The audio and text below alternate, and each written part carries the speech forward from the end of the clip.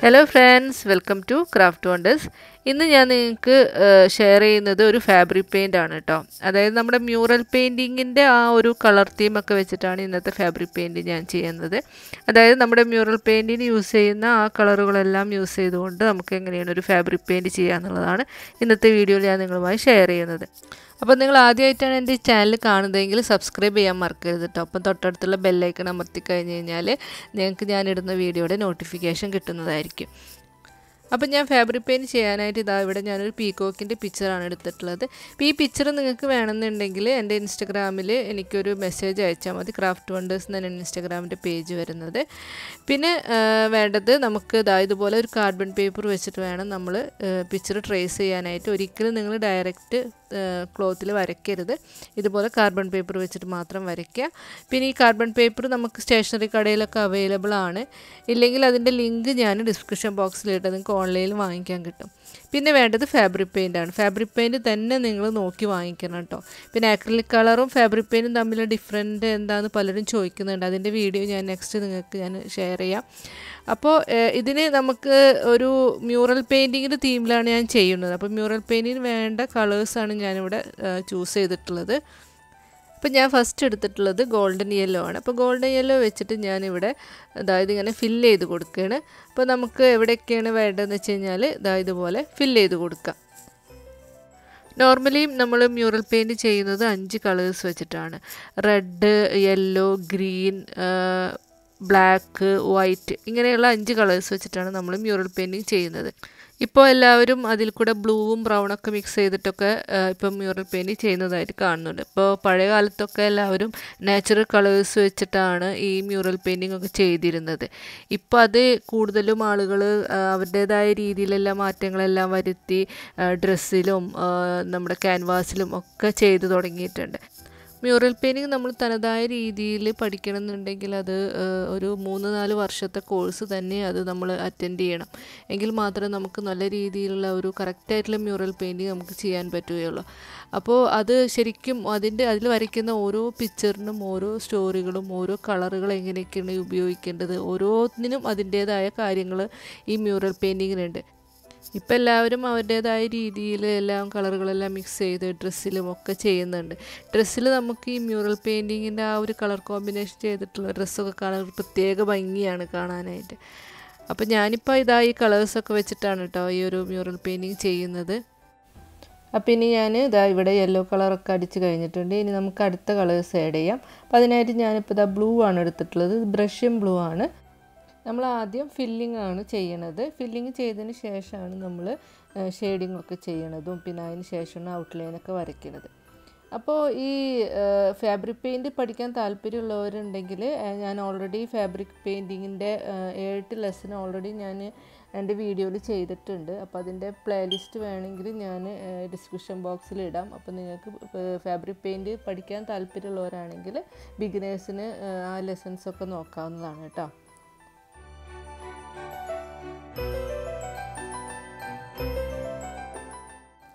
അപ്പം ഞാൻ അവിടെ ഒരു വൈറ്റ് എടുത്തിട്ട് ബ്ലൂയിൽ കൂടെ ഞാനിങ്ങനെ ഷെയ്ഡ് ചെയ്ത് കൊടുക്കുന്നുണ്ട്. കണ്ടല്ലോ, ഇത് അധികം ബുദ്ധിമുട്ടൊന്നുമില്ല ഇങ്ങനെ ഷെയ്ഡ് ചെയ്യാനായിട്ട്. ജസ്റ്റ് ഇങ്ങനെ ഇതിൻ്റെ മേലെ കൂടെ, അതായത് നമ്മൾ ബ്ലൂ ഒരിക്കലും കൂടുതലായിട്ട് ഡ്രൈ ആവരുത്. ഡ്രൈ ആവുന്നതിന് മുമ്പ് തന്നെ വൈറ്റ് വെച്ചിട്ട് ഇതുപോലെ അതിൻ്റെ മേലെ കൂടെ ഇങ്ങനെ അടിച്ചു കൊടുത്താൽ മതിയാവും. അപ്പോൾ നല്ല ഷെയ്ഡിങ് ആയിട്ട് കിട്ടും.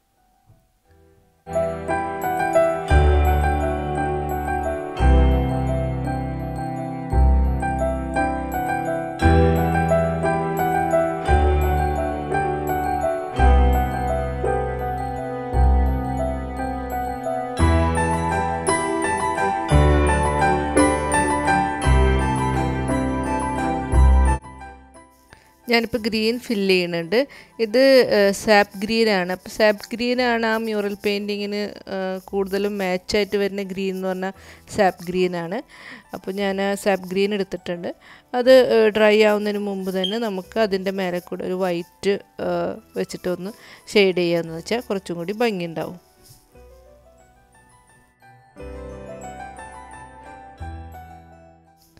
ഞാനിവിടെ ഇതാ സാപ്പ് ഗ്രീൻ വെച്ചിട്ട് ഇതാ ഇതിന് ഡിസൈൻ ചെയ്യുന്നുണ്ട്.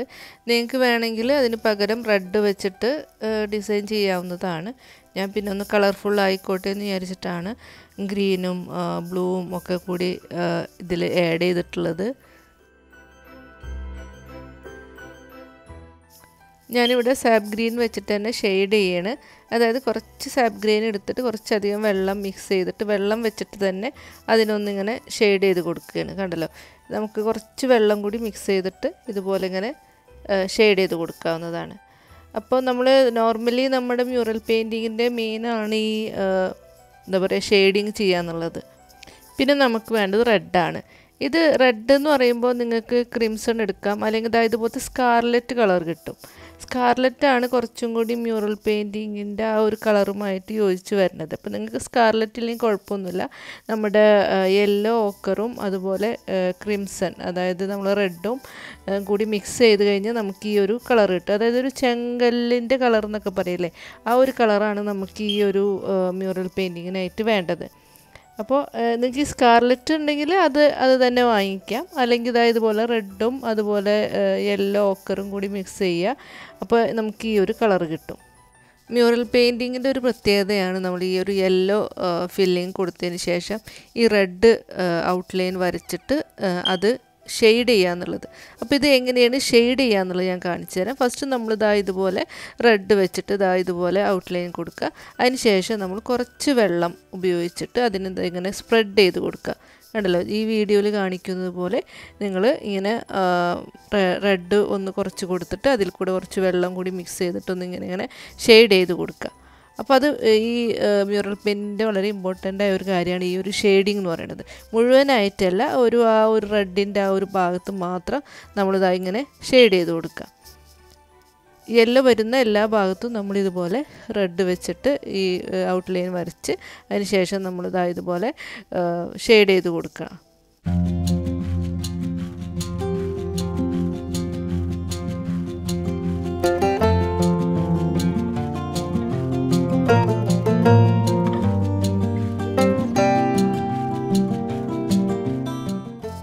അപ്പോൾ ഞാൻ കണ്ണിന് ഇവിടെ ഒരു വൈറ്റ് കളർ അടിച്ചിട്ടുണ്ട്. ഈ വൈറ്റ് കളർ നന്നായി ഡ്രൈ ആയതിനു ശേഷം മാത്രമേ നിങ്ങൾ ഇതിന് ഔട്ട്ലൈൻ ആയാലും ബ്ലാക്ക് കളറായാലും ഒക്കെ കൊടുക്കാൻ പാടുള്ളൂ. ഇനി നമുക്ക് മ്യൂറൽ പെയിൻറ്റിൻ്റെ വളരെ ഇമ്പോർട്ടൻ്റ് ആയ ഭാഗമാണ്, അതായത് ഇതിൻ്റെ ഔട്ട്ലൈൻ കൊടുക്കുക എന്നുള്ളത്. ബ്ലാക്ക് കളർ വെച്ചിട്ട് ഔട്ട്ലൈൻ കൊടുക്കുക എന്നുള്ളത്. അപ്പോൾ ഞാനിവിടെ ഉപയോഗിച്ചിട്ടുള്ള ബ്രഷിൻ്റെ നമ്പർ എത്രയാണെന്ന് വെച്ചാൽ നമുക്ക് 0 മുതൽ 2, 3, അത് നമ്മുടെ ആ ഒരു ലൈൻ അത്രയും തിന്നാവാൻ വേണ്ടിയിട്ട് അതിനനുസരിച്ചിട്ടുള്ള നമ്പർ ബ്രഷ് നിങ്ങൾക്ക് യൂസ് ചെയ്യാം. 0 മുതൽ 2 വരെയുള്ള ബ്രഷ് നിങ്ങൾക്ക് യൂസ് ചെയ്യാം. എന്നിട്ട് വളരെ എല്ലാത്തിലും ഇതുപോലെ ഔട്ട്ലൈൻ ബ്ലാക്ക് കളർ വെച്ചിട്ട് ഔട്ട്ലൈൻ കൊടുക്കുക. അത് വളരെ ഇമ്പോർട്ടൻ്റ് ആണ്. അപ്പോഴാണ് നമ്മുടെ ആ മ്യൂറൽ പെയിൻറ്റിൻ്റെ ആ ഒരു ഫുള്ളായിട്ട് അത് ഒരു ഭംഗി, അതിൻ്റെ ആ കറക്റ്റായിട്ട് ഭംഗി നമുക്ക് കിട്ടുള്ളൂ. അപ്പോൾ നമ്മളെല്ലായിടത്തും ഇതുപോലെ ഔട്ട്ലൈൻ ബ്ലാക്ക് കളർ വെച്ചിട്ട് നമ്മൾ ഔട്ട്ലൈൻ കൊടുക്കണം. അപ്പോൾ ഇത് നമ്മൾ ലാസ്റ്റ് സ്റ്റെപ്പാണ് ഈ ബ്ലാക്ക് വെച്ചിട്ട് ഔട്ട്ലൈൻ കൊടുക്കുക എന്നുള്ളത്.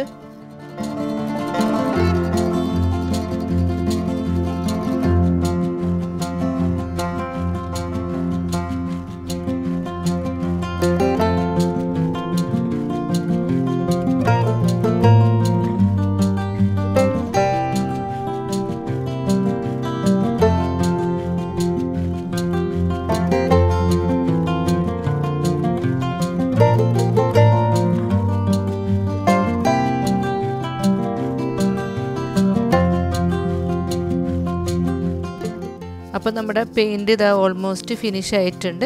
കണ്ടല്ലോ, ഇത്രയേ ഉള്ളൂ. അപ്പോൾ ഇത് വളരെ ഈസിയാണ് കേട്ടോ ചെയ്യാനായിട്ട്. അപ്പോൾ ആർക്കും ഫാബ്രിക് പെയിൻറ്റ് ചെയ്യാൻ അറിയില്ല എന്ന് പറഞ്ഞിട്ടൊന്നും മാറി നിൽക്കരുത്. അപ്പോൾ ഇത് നമുക്ക് ഡയറക്റ്റ് വരയ്ക്കുന്നില്ല, നമ്മൾ ഒരു പിക്ചർ എടുത്തിട്ട് അത് ട്രേസ് എടുക്കുകയാണ് ചെയ്യുന്നത്. അതിന് ശേഷമാണ് നമ്മൾ ഈ പെയിൻ്റ് എല്ലാം ചെയ്യുന്നത്. അപ്പോൾ പെയിൻറ്റിങ്ങിൽ വളരെ ബുദ്ധിമുട്ടായി തോന്നുന്ന ഒരു കാര്യം എന്ന് പറഞ്ഞാൽ ഷെയ്ഡിങ് ആണ്. അപ്പോൾ അത് ഇപ്പോൾ ഈ മ്യൂറൽ പെയിൻറ്റിങ്ങിൽ ഞാൻ നിങ്ങൾക്ക് കാണിച്ചു തന്നല്ലോ എങ്ങനെയാണ് ഷെയ്ഡ് ചെയ്യുക എന്നുള്ളത്. അപ്പോൾ അത് വളരെ ഈസിയാണ്. അപ്പോൾ എല്ലാവരും ഇത് ട്രൈ ചെയ്ത് നോക്കണം കേട്ടോ. പിന്നെ ഫാബ്രിക് പെയിൻറ്റ് പഠിക്കാൻ താല്പര്യമുള്ളവർക്ക് ഞാനൊരു 8 ലെസൺ ഞാൻ ഈ എൻ്റെ ചാനലിൽ ഇട്ടിട്ടുണ്ട്. അപ്പോൾ അതിൻ്റെ പ്ലേലിസ്റ്റ് ഞാൻ താഴെ കൊടുക്കാം. അപ്പോൾ അത് പോയി കാണുക. അപ്പോൾ എല്ലാവർക്കും ഈ വീഡിയോ ഇഷ്ടമായെന്ന് വിചാരിക്കുന്നു. അപ്പോൾ നിങ്ങൾ ആദ്യമായിട്ടാണ് എൻ്റെ ചാനൽ കാണുന്നതെങ്കിൽ സബ്സ്ക്രൈബ് ചെയ്യാൻ മറക്കരുത് കേട്ടോ. അപ്പോൾ തൊട്ടടുത്തുള്ള ബെല്ലൈക്കൺ അമർത്തിക്കഴിഞ്ഞാൽ നോട്ടിഫിക്കേഷൻ കിട്ടുന്നതാണ്. അപ്പോൾ ഇതുപോലുള്ള ആർട്ട് ആൻഡ് ക്രാഫ്റ്റ് വീഡിയോസുമായി ഇനിയും കാണാം. Bye bye.